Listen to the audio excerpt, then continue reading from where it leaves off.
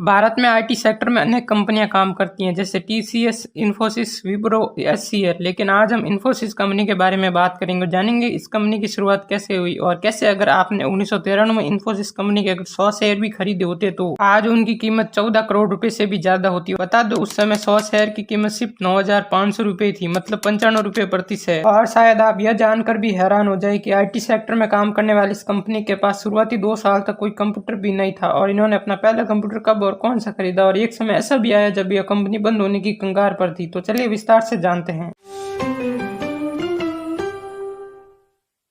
सबसे पहले हम जानते हैं इसकी शुरुआत कैसे हुई। 2 जुलाई 1981 को 7 इंजीनियर्स ने मिलकर पुणे में एक कंपनी की स्थापना की। इन इंजीनियर्स के नाम हैं नंदन नीलेकणी, एनएस राघवन, कृष्ण गोपाल कृष्णन, एनआर नारायण मूर्ति, एसटी सिबुलार और दिनेश। कंपनी के एक और फाउंडर अशोक अरोड़ा हैं जिन्होंने 1999 में कंपनी को छोड़ दिया और इसी साल कंपनी बंद होने की कगार पर भी थी। लेकिन हमारे मेन हीरो नारायण मूर्ति आगे आए और इन्होंने कहा जिसको कंपनी छोड़नी है छोड़ दो, मैं अकेला इस कंपनी को आगे लेकर जाऊंगा। तब अशोक अरोड़ा के अलावा सभी इनके साथ बने रहे। इस कंपनी की शुरुआत मात्र 20,000 रुपए से हुई थी। 10,000 रुपए तो 5 सदस्य मिलकर लाए थे और 10,000 रुपए नारायण मूर्ति अपनी पत्नी से उधार मांग कर लाए थे। वैसे आपको बता दूं इन्फोसिस के पहले कर्मचारी नारायण मूर्ति नहीं थे, वे तो इसके चौथे कर्मचारी थे। इसके पहले कर्मचारी एनएस राघवन थे। 1983 में इन्फोसिस का हेड ऑफिस पुणे से बेंगलोर शिफ्ट कर दिया गया और अप्रैल 1992 में कंपनी का नाम बदलकर इन्फोसिस टेक्नोलॉजीज प्राइवेट लिमिटेड कर दिया गया। इसके बाद जून 1992 में पब्लिक लिमिटेड कंपनी बनने पर यह इन्फोसिस टेक्नोलॉजीज लिमिटेड बन गई। एनआर नारायण मूर्ति ने सन 1981 से साल 2000